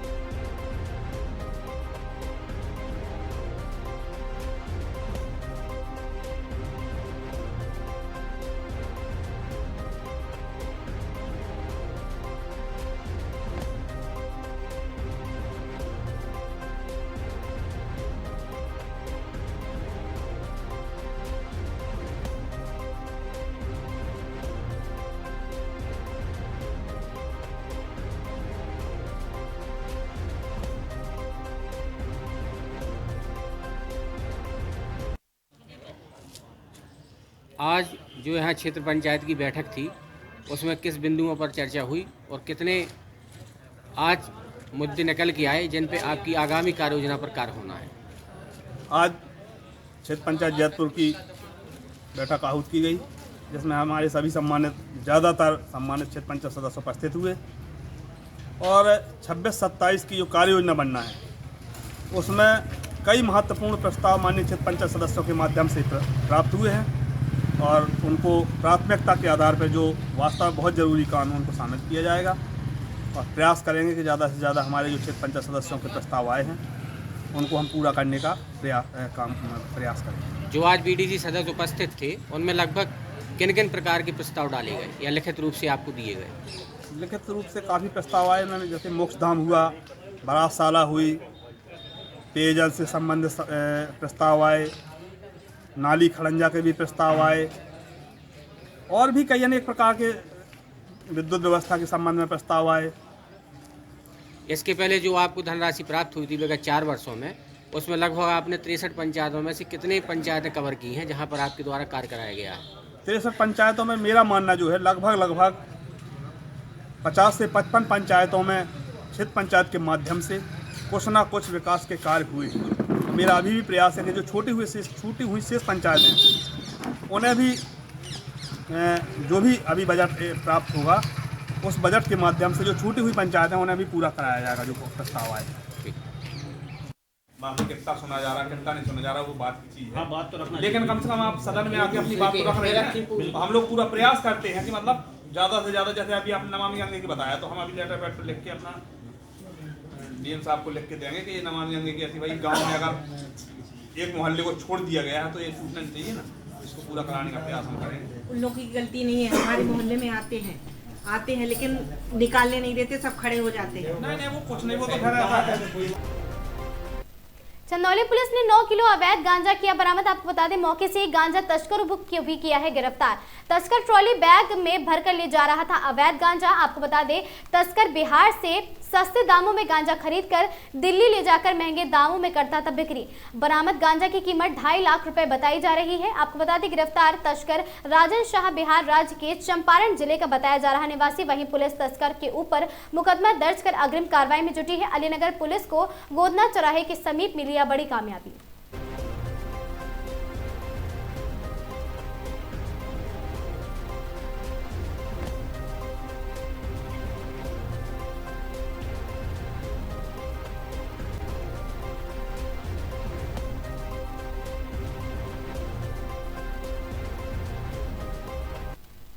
'खबर मथुरा से है जहां दुकान पर काम करने वाले युवक ने अपने अन्य साथियों के साथ मिलकर दुकानदार की हत्या की है। आपको बता दें थाना बरसाना पुलिस ने दुकानदार की हत्या का किया खुलासा। 4 अभियुक्तों को पुलिस ने किया गिरफ्तार। घटना मथुरा जनपद के थाना बरसाना क्षेत्र की है जहां 4 दिसंबर को अज्ञात युवकों के द्वारा एक परचून दुकानदार की हत्या कर शव को कुएं में फेंक दिया गया था। बरसाना के गांव डहरौली निवासी मृतक दुकानदार महादेव 4 दिसंबर देर शाम अपनी दुकान बंद करके घर जा रहा था। इसी दौरान कुछ अज्ञात लोगों के द्वारा उसकी हत्या कर दी गई और शव को कुएं में फेंक दिया गया। थाना बरसाना पुलिस ने इस हत्या की घटना का खुलासा किया है और 4 अभियुक्तों को गिरफ्तार कर लिया है। पुलिस के द्वारा दी गई जानकारी के अनुसार मृतक महादेव की दुकान पर एक 23 वर्षीय युवक गुलशन काम करता था। दुकानदार गुलशन से उसकी मां के बारे में अश्लील कमेंट करता था। वहीं दूसरे अभियुक्त सोनू ने उसी दुकानदार से कुछ पैसे उधार ले रखे थे जिन्हें वह वापस नहीं कर पा रहा था। पैसे वापस न करने पर दुकानदार सोनू से भी अश्लील कमेंट करता था। दोनों युवक अपनी बेइज्जती महसूस करने लगे थे। इसी के चलते दोनों ने मिलकर दुकानदार महादेव की हत्या करने का प्लान बनाया है और साथ ही जिसमें उन्होंने उनके अन्य दो साथी भी शामिल थे और चारों ने मिलकर दुकानदार की हत्या कर दी और शव को कुएं में फेंक दिया है। थाना बरसाना पुलिस ने घटना का खुलासा करते हुए चारों को गिरफ्तार कर जेल भेज दिया है।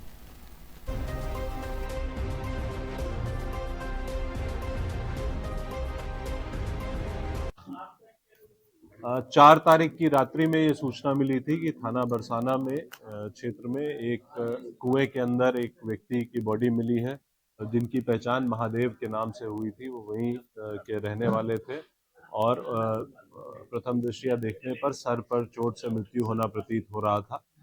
इस संबंध में परिवार की तहरीर पर मुकदमा सुसंगत धाराओं में पंजीकृत किया गया था, जिसकी विवेचना के दौरान आज 4 अभियुक्तों को गिरफ्तार किया गया है। पूछताछ में ये बात प्रकाश में आई कि मृतक के दुकान पर ही एक व्यक्ति गुलशन नाम का काम किया करता था और उसका कहना ये है कि मृतक द्वारा उसके मां से संबंधित अनर्गल टिप्पणी की जाती थी और गुलशन का ही एक साथी है सोनू करके, जिसके कुछ पैसे मृतक पे उधार थे। वो पैसे ना दे पाने पर मृतक के द्वारा उसके बहन से संबंधित भी कुछ अनर्गल टिप्पणी की गई थी।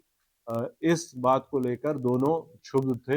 इन्होंने अपने 2 अन्य साथियों के साथ इस पूरी घटना की प्लानिंग लगभग 1 महीने से कर रखी थी और घटना वाले दिन जब मृतक अपने दुकान को बंद करके निकला है तो इनके द्वारा गुलशन के द्वारा फ़ोन पर सूचना दी गई और वहां घात लगाए इसके साथियों द्वारा इस पर डंडे से प्रहार करके इसकी मृत्यु कारित की गई और साक्ष्य मिटाने के लिए बॉडी कुएं में फेंक दिया गया। विवेचना के क्रम में इन चारों लोगों की गिरफ्तारी सुनिश्चित की गई है।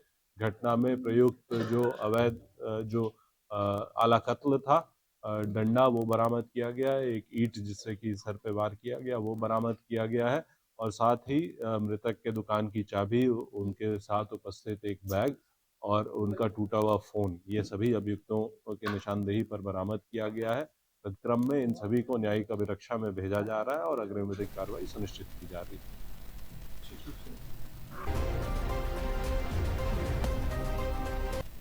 खबर लखनऊ से है, जहां डीजीपी उत्तर प्रदेश राजीव कृष्ण की प्रेस कॉन्फ्रेंस हुई। आपको बता दें, सीएम योगी के निर्देश पर प्रदेश में नशा मुक्त अभियान चलाया जा रहा है। सिरप को डिस्ट्रीब्यूटरों को भेजा हो गया और साथ ही जहां से जालसाजी और साथ ही फोर्जरी के एविडेंस सामने आए हैं। आपको बता दें, ऐसे 5 प्रमुख स्टॉकिस्ट सामने आए हैं जिनको चिन्हित कर लिया गया है और 3 को अरेस्ट भी कर लिया गया है। शुभम जायसवाल, पिता भोला जायसवाल, विभोर राणा, सौरभ त्यागी को अरेस्ट किया जा चुका है। 2 और स्टॉकर्स हैं जिनके साक्ष्य संकलन की कार्रवाई चल रही है। आपको बता दें, 3.5 लाख बोतलों की रिकवरी हुई है, जिसकी कीमत 4.5 करोड़ रुपए के करीब है। अवैध व्यापार के जो साक्ष्य मिले हैं उन पर आगे की कार्रवाई चल रही है। कुल 32 लोगों को अरेस्ट किया जा चुका है जो इसी इलीगल धंधे से जुड़े हैं और साथ ही एसडीआरएफ की कार्रवाई हुई है, जो कि रोशन जैकब बताया गया। आपको बता दें कि मुख्यमंत्री जी का निर्देश सख्त है। रोशन जैकब ने कहा, नारकोटिक्स श्रेणी की दवाइयां, कोडेन सिरप की विविधता, जांच और कार्रवाई की जाए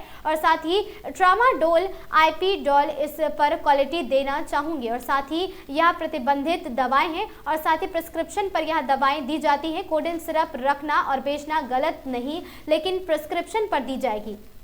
और साथ ही समस्या तब है जब थोक में सप्लाई होती है, उसके दस्तावेज नहीं होते हैं कि कोडेन सिरप को लेकर मध्य प्रदेश में दुखद घटना हुई थी, इसका कोई उससे कनेक्शन नहीं है। उसकी जांच होकर पुष्टि हो गई है और साथ ही लाइसेंसिंग अथॉरिटी होने के नाते विभाग की जिम्मेदारी यह थी और साथ ही होलसेलर को जिम्मेदारी देती है, उसका पालन किया जा रहा है। नारकोटिक्स ब्यूरो ग्वालियर में सबसे ज्यादा कोडेन किंग सिरपों कंपनियों को जा रही थी, उसके बाद में फर्म को भी देखा गया और साथ ही सप्लाई के प्रमुख चेन को भी हमने देखा है। 40 जनपदों में 300 से ऊपर 2 विक्रेताओं की जांच हुई है।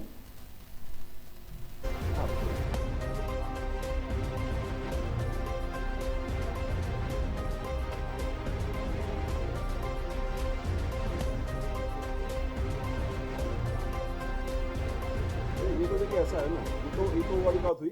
अगर इस जो ड्रग जो है वो अपने आप में एक उसका जो मिसयूज है, जो उसका अवैध रूप से जो इलीगल डाइवर्जन है, दैट इज क्रिमिनल। जो इस विषय में 2023-24 में भी एफएसडीए में ईडी भी अपनी इन्वेस्टिगेशन करेगी, लेकिन कतिपय सोशल मीडिया पर जो तथ्यहीन बातें, आधारहीन बातें और इन्वेस्टिगेशन को इन्फ्लुएंस करने वाली बातें आ रही हैं, इस चीज को रिपीट कर दिया जाए। हाँ, मतलब इसमें यूपी में इसके बारे में मैं कहना चाहूँगा कि इसके बारे में ऑलरेडी एसआईटी का गठन हो ही गया है।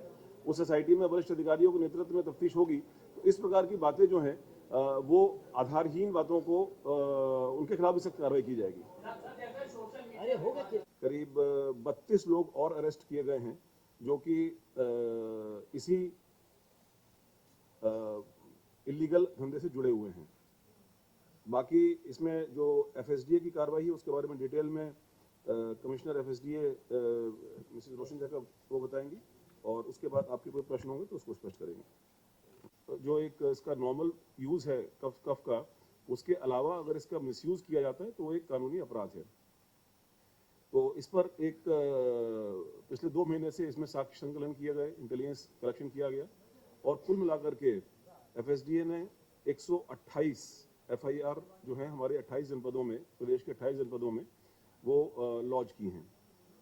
इनमें बनारस में 38, जौनपुर में 16, कानपुर नगर में 8, गाजीपुर में 6, लखीमपुर में 4, लखनऊ में 4 और इसके अलावा कई और जनपदों में 52 अलग अलग तफ्तीशी मुकदमे कायम हुए हैं। कुल मिलाकर के 128 मुकदमे एफएसडीए द्वारा दर्ज किए गए हैं।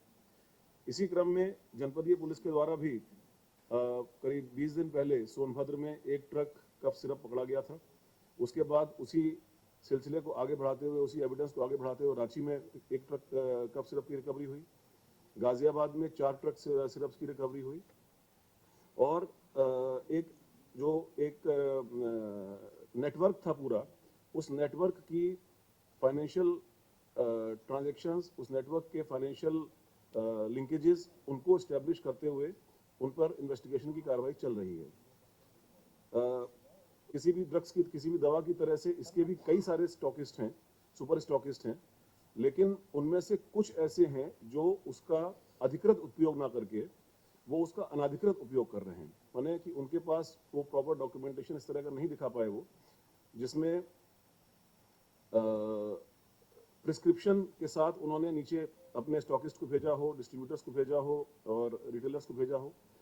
कई तरीके की उसमें फ्रॉडुलेंट एक्टिविटीज़, जालसाजी, फोर्जरी के एविडेंस सामने आए।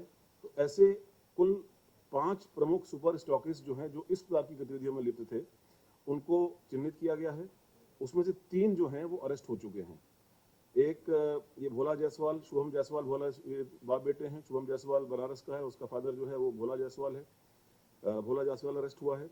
दूसरा एक विभोर राणा, ये सहारनपुर का है, वो अरेस्ट हुआ है। और तीसरा सौरभ त्यागी, ये गाजियाबाद का है, ये अरेस्ट हुआ है। 2 और जो सुपर स्टॉकिस्ट हैं उनके खिलाफ भी साक्ष्य संकलन की और आगे की कार्रवाई चल रही है। इनसे करीब अभी तक जो ये रिकवरी हुई है, करीब 3.5 लाख बोतलों की रिकवरी हुई है, करीब 4.5 करोड़ रुपए के आसपास।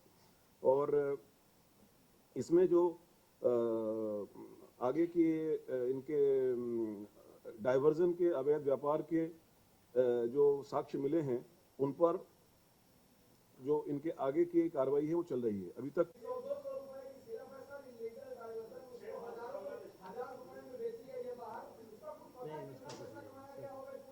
देखिए ऐसा है ना, ये वही चीज़ों को हम लोग अभी, इसीलिए मैं आपसे कह रहा हूँ कि मीडिया में, खासतौर से सोशल मीडिया में बिना साक्ष्य के और बिना तथ्यों के कई बार कुछ चीज़ें आ जाती हैं। हम लोग जब कोर्ट में प्रस्तुत करते हैं या FSDA कोर्ट में प्रस्तुत करता है, तो we have to have the financial investigation के एविडेंसेस कि किस बैंकिंग चैनल से या अदरवाइज वो मनी का ट्रांजैक्शन हुआ है। वो सब ट्रांजैक्शंस को वेरीफाई करते हुए ही ये नाम सामने आए हैं। जो डॉक्यूमेंट्स हैं, जिसमें मान लीजिए एक पार्टी ने, जो ओरिजिनल कंपनी है, उन्होंने जो सुपर स्टॉकिस्ट को दिया, वो एक हमको उसके डॉक्यूमेंट्स मिले। उनसे जब कंफर्म किया गया तो उन्होंने कुछ डॉक्यूमेंट्स दिखाए जिनको वेरीफाई किया गया कि भाई जो आगे वाली चेन है, उस चेन में उन्होंने उसका प्रॉपर उपयोग किया या इलीगली डाइवर्ट किया।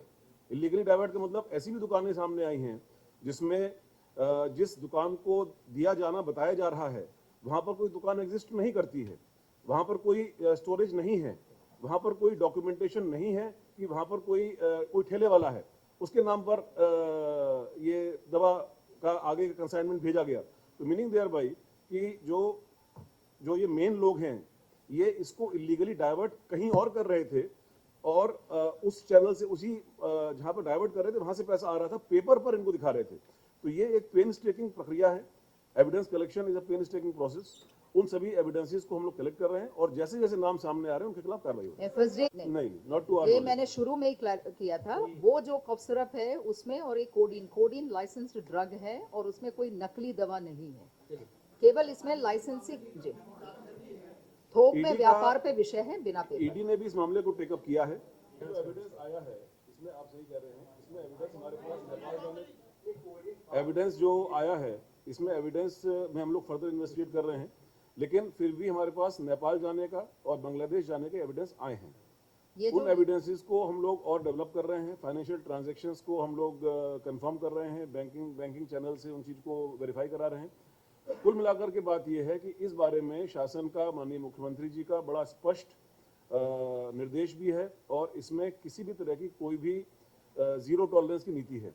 प्रदेश सरकार पूरी गंभीरता से और बहुत ही सख्ती से इस प्रकरण में शुरुआती दौर से ही डील कर रही है। आगे जैसे जैसे जानकारी प्राप्त होगी आपको बताया जाएगा।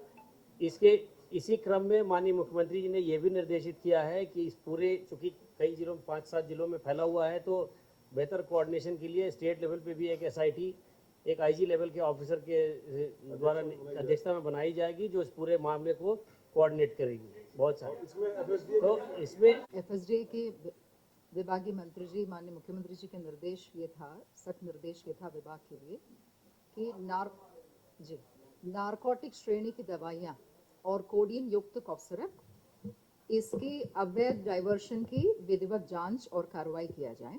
तो नारकोटिक श्रेणी की दवाइयाँ मतलब टैबलेट्स है जैसे ट्रेमाडोल, अल्प्राजोल, और कोडीन युक्त कफ सिरप। इसमें मैं शुरू में क्लैरिटी एक देना ज़रूर चाहूँगी कि इसमें प्रतिबंधित दवा नहीं है, जैसे सर ने बोला एक शेड्यूल एच प्रिस्क्रिप्शन ड्रग है जो कि प्रिस्क्रिप्शन पे देना है। कोडीन रखना या उसको बेचने में कोई गलत नहीं है, वो बिल्कुल विधिक है। समस्या केवल तब है जब थोक मात्रा में सप्लाई करते हैं और उसकी सपोर्टिंग डॉक्यूमेंट्स नहीं रहता है, जैसे परचेस और सेल की आवश्यक प्रपत्र जब नहीं रहता है, तब लाइसेंसिंग अथॉरिटी के तौर पे एफएसडीए इसको वो गलत मानते हैं। तो और दूसरा एक और कंफ्यूजन देखा है इस बीच में कि जो पीडियाट्रिक कफ सिरप को लेकर एक दुखद घटना जो मध्य प्रदेश में हुआ था जिसमें कुछ बच्चों की डेथ हुई थी, उसमें और इसमें कोई कनेक्शन नहीं है। वो उसकी जांच अलग से हो चुकी है और ऐसे कोई भी जानलेवा जो पीडियाट्रिक कफ सिरप है यूपी में नहीं मिला। वो सभी जनपदों में और कई सारे ब्रांडों की जांच होकर वो पुष्टि कर चुकी है। अब कोडीन वाले में जैसे मैंने कहा, लाइसेंसिंग अथॉरिटी होने के नाते विभाग की जिम्मेदारी ये था कि जो होलसेलर्स को लाइसेंस देती है उनके द्वारा शर्तों की पालन किया जा रहा है कि नहीं, और जो वो माल प्रोक्योर कर रही है उससे संबंध में उनके पास परचेस और सेल की पेपर्स है या नहीं, इसी की पुष्टि। कोई भी विषय है तो उसको सोर्स से लेना है। तो जैसे सर ने अभी बताया, हम लोगों ने नारकोटिक ब्यूरो ग्वालियर में, और जो प्रमुख वहाँ पे देखा गया कि कोडीन का कोटा सबसे ज़्यादा किन किन कंपनियों को जाते हैं, तो जो कंपनियां हैं उनकी मैन्युफैक्चरिंग फर्म्स को फिर देखा गया है, जो कि प्रमुख रूप से हिमाचल की पांवटा साहिब और बद्दी इलाके में है और रुड़की में है। तो इन जगहों पे टीम्स गया और वहां पे देखा कि यूपी की प्रमुख सप्लायर्स कौन है, और सप्लायर के लेवल पे जैसे सुपर स्टॉकिस्ट है जिसकी मेन डिस्ट्रीब्यूशन गोडाउन्स रहती है, उन गोडाउन्स की फिर चेकिंग हो गई। सूचना के, और इसमें पानीपत भी है हरियाणा जिसमें बड़े गोडाउन है एक पर्टिकुलर कंपनी का। उसके अलावा रांची में भी टीम भेजा गया, जैसे सर ने कहा कुछ इंटेलिजेंस गैदरिंग हम लोगों ने किया। तो जो जो सप्लाई की प्रमुख स्रोत थे वहाँ सब टीम्स भेजकर जो चीज़ें पुष्टि हुई उसको लेकर फिर हमारे करीबन 40 जनपदों में 300 के ऊपर थोक विक्रेताओं की जांच हुई, जिसके क्रम में 28 जनपदों की 128 एफआईआर दर्ज की गया। इसमें विशेष यह ध्यान दिया गया है कि कोई भी छोटे व्यापारी पे कार्रवाई ना हो, क्योंकि हम लोग को रिटेलर्स पे कार्रवाई करने का मंशा नहीं था। हम लोग इसके पूरे चैनल को शुरू से लेकर चला है, जैसे मैन्युफैक्चरिंग फर्म है उसके आगे फिर उसकी जो मार्केटिंग कंपनी है और उनका जो स्टॉकिस्ट है जो बड़े गोडाउन से, वहाँ से फिर बड़े थोक व्यापारी, फिर उसके बाद छोटे थोक व्यापारी और फिर रिटेलर। तो रिटेलर तक पहुँचने से पहले ही जहाँ पे कड़ी टूट जा रही थी, जैसे आइदर भारी मात्रा में माल गया है और उसके समर्थन में उनके पास कोई कागज नहीं है, ऐसे को चिन्हित करके कार्रवाई किया गया है जिससे कि नेक्सस को तोड़ा जा सके। और इसमें जो नेटवर्क्स आए, जैसे सर ने कहा, प्रमुख रूप से जैसे जनपदें आप लोगों को मालूम है, बनारस और उसके बाद गाजियाबाद, फिर कानपुर, लखनऊ, ये प्रमुख नोड्स के तौर पे निकल आई है, जिस पर फिर हम लोगों ने कार्रवाई किया है। जिन्होंने मैन्युफैक्चरिंग किया है, हालांकि मैन्युफैक्चरिंग कंपनी के भी इसमें ऐसा नहीं कहा जाएगा कि दवा बनाना कोई गलत है, मगर जिनके स्ट्रीम को जांचा गया है वो एबॉट कंपनी की फेंसिडल सिरप है। फेंसिडल और न्यू फेंसिडल दो नाम से एबॉट कंपनी की सिरप है, और दूसरा है एस्कॉफ नाम से लेबोरेट कंपनी की सिरप है। फिर एक 3B है, 3B कंपनी जिसका बायोहब नाम से जो मार्केटिंग चेन है, इथिका, उसकी भी जांच, बायोहब कंपनी भी, उसकी भी जांच हुई।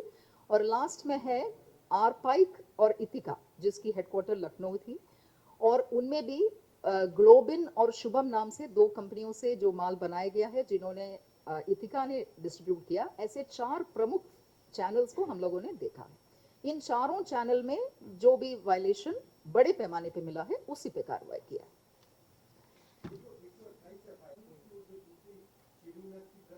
शेड्यूल एच ड्रग्स पे भी कुछ है जी, दोनों शामिल है, दोनों।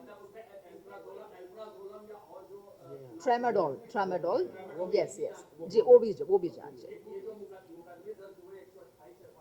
जी जी। सभी मंशा केवल कफ सिरप की नहीं थी, मंशा यही थी कि जो नशे के रूप में दुरुपयोग किया जा सकता है, ऐसे चीजों की अवैध डाइवर्शन को रोका जाए, यही मंशा थी। है वो करीबन 280 को हम लोगों ने नोटिस दिया है कैंसलेशन के लिए, जो एफआईआर के अलावा लाइसेंस कैंसलेशन भी जरूरी है, मगर वो ड्रग एक्ट के तहत नोटिस दे के और स्पीकिंग ऑर्डर से खारिज होना होता है, तो वो प्रक्रिया भी चल रही है। सभी को नोटिस दिया, कैंसलेशन होगा। विभागीय अधिकारियां कुछ लोगों ने अच्छा भी कार्रवाई किया है और कहीं पे जो लापरवाही या संलिप्तता पाया गया है वो भी कटा है और माननीय मुख्यमंत्री जी की तरफ से उस पर भी कार्रवाई, विभागीय मंत्री जी को सारा चीज प्रस्तुत किया जाएगा। खबर सोनभद्र से है, जहां भूमि विवाद में पुलिस के सामने हुई मारपीट का वीडियो सोशल मीडिया पर वायरल हुआ। आपको बता दें, जमीन विवाद की सूचना पर पहुंची थी पुलिस ने दोनों पक्षों का चालान कर जांच में जुटी है। जेसीबी लेकर सड़क का काम करने को लेकर हुआ था विवाद। वायरल वीडियो गुरुवार का बताया जा रहा है। दुद्धी कोतवाली क्षेत्र के मलदेवा गांव अंतर्गत बराईडाह की घटना है।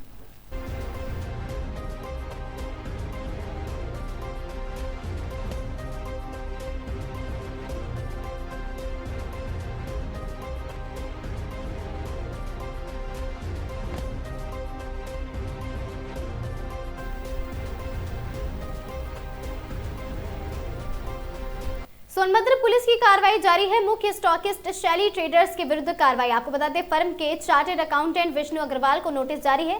10 दिसंबर तक सभी वित्तीय लेन देन, लेजर, जीएसटी आदि से संबंधित अभिलेख प्रस्तुत करने के निर्देश दिए हैं। शैली ट्रेडर्स ने खातों की जांच पड़ताल में बड़ा खुलासा किया है। 2 वर्षों में लगभग 425 करोड़ का संदिग्ध लेन देन किया गया है। अवैध कारोबार में संलिप्त लगभग 30 बैंक खातों को किया गया फ्रीज। आपको बता दें, 4 फर्म को साक्ष्य सहित उपस्थित होने के निर्देश दिए गए और साथ ही इन फर्म सोनभद्र व 2 फर्म भदोही में संचालित है, इनमें से एक, और साथ ही सोनभद्र के रॉबर्ट्सगंज कोतवाली में दर्ज है या मामला। सोनभद्र एसआईटी कर रही है मामले की जांच।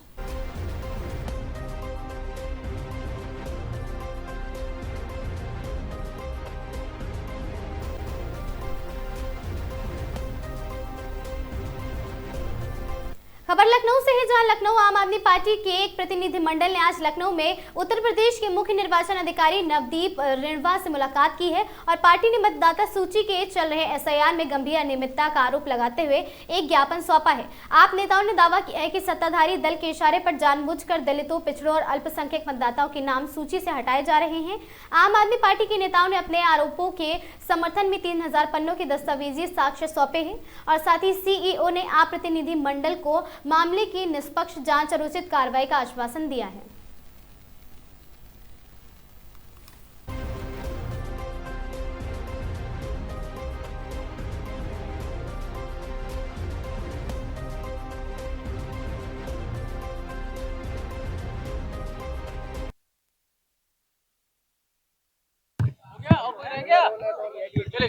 आज माननीय मुख्य चुनाव आयुक्त ने सर प्रक्रिया को लेकर एक जरूरी मीटिंग बुलाई थी। आंकड़े दिए गए हैं, शायद 17.5% अभी एएसडी हैं। 2.5 करोड़ के आसपास मतदाताओं का अभी मिसिंग उसमें दिखाया जा रहा है और करीब 96% अभी वो कह रहे हैं कि अपडेट हुआ है। हम लोगों ने सबने रिक्वेस्ट किया है, 17.5% बहुत बड़ी संख्या है और ये कहीं ना कहीं ये दर्शाता है कि कहीं बीएलओ फेल हो रहे हैं और होंगे भी, क्योंकि वो भी ह्यूमन बीइंग्स है, आदमी इंसान है, कितना काम कर सकते हैं। तो हम लोगों ने रिक्वेस्ट किया है चुनाव आयोग को कि सर प्रक्रिया का समय थोड़ा बढ़ाया जाए। फिर माननीय सांसद संजय सिंह जी का एक अनुरोध आया था कि जो रामपुर में एक 80 वर्षीय महिला के खिलाफ एफआईआर किया है और कहा गया है कि उसने अपने 2 बच्चों का नाम किसी गलत तरीके के, गलत भावना से लिखवाया गया है।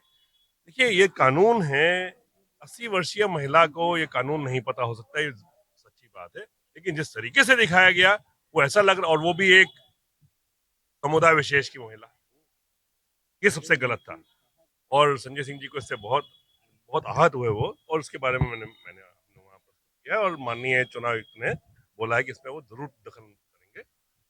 तीसरा, जैसे लखनऊ में 4 तारीख को हुआ, बहादुरपुर क्षेत्र में हुआ, कुछ लोगों को बताया गया तुम रोहिंग्या हो, तुम लोग बांग्लादेशी हो, चले जाओ, ताकि लोगों को डराया धमकाया जा सके। वो भी ज्ञापन दिया गया है उनको, ज्ञापन आपको प्रस्तुत करूंगा। हमने साथ में विरोध दर्ज कराया है कि ये जो डिटेंशन सेंटर और इलीगल जो इमिग्रेंट्स की आप बात कर रहे हैं, ये अभी करने वाली नहीं है। आप तो भय का माहौल पैदा कर रहे हैं। जो सही तरीके से करना भी चाहते हैं लोग, उनको आप करने नहीं दे रहे। बीएलओ की देखिए, बीएलओ की जो डेथ्स हो रही, जो इतने मर रहे हैं, वो इसी प्रेशर के आते कर रहे हैं।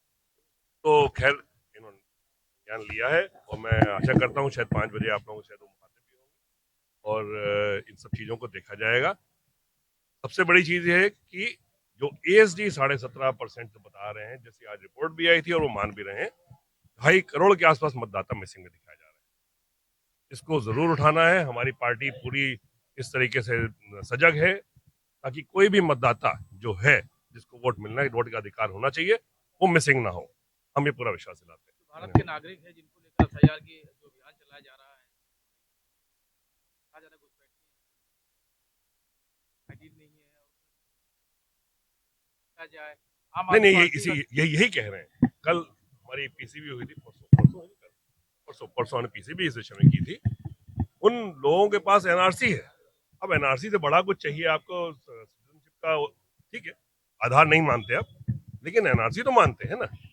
तो ये सिर्फ भय का माहौल और खासकर एक विशेष समुदाय में और एक विशेष जाति में बनाने के लिए किया जा रहा, और कोई कारण नहीं है।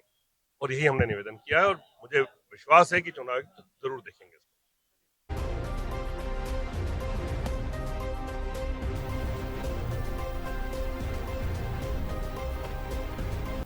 दुद्धी में एक बार फिर एक जच्चा बच्चा की मौत से खुली स्वास्थ्य विभाग की पोल। मौत के बाद परिजनों को बिना बताए किया गया रेफर। मौत के बाद अस्पताल संचालक बोर्ड हटाकर ताला बंद कर हो गया फरार। और साथ ही परिजनों को रास्ते में हुई जच्चा बच्चा की मौत की जानकारी और साथ ही दुद्धी क्षेत्र के बोम गांव की बताई जा रही यह महिला बुद्धि कस्बे के स्वीपर बस्ती स्थित एक अवैध अस्पताल की घटना।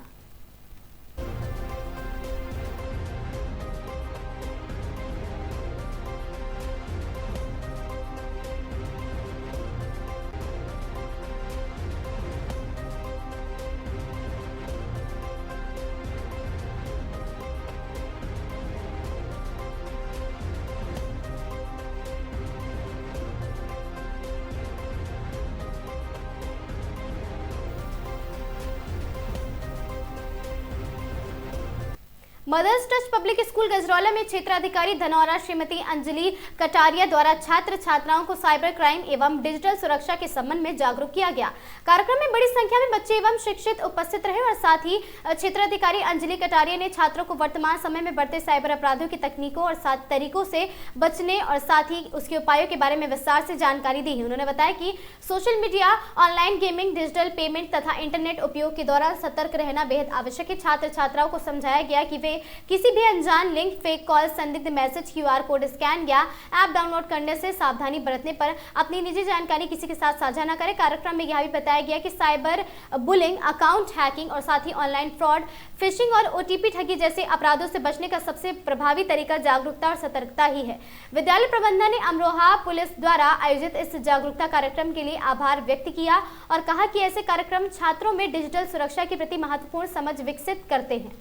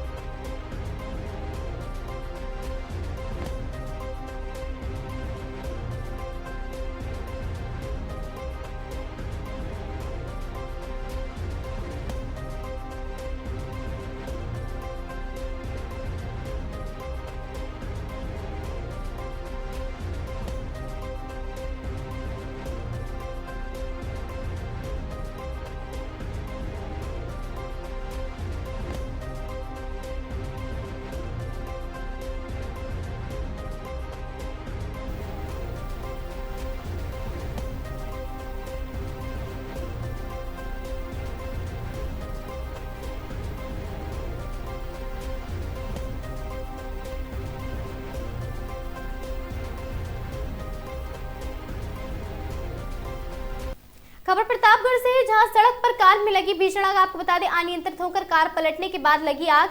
बीच सड़क पर आग लगने से यातायात बाधित हुआ है। फायर ब्रिगेड की टीम ने आग बुझाने का प्रयास किया। पट्टी तहसील के तरदहा पावर हाउस के पास का मामला बताया जा रहा। कार सवार लोगों ने बाइक, आपको बता दें, भागकर जान बचाई है। सूचना पर पहुंची पुलिस व फायर ब्रिगेड की टीम।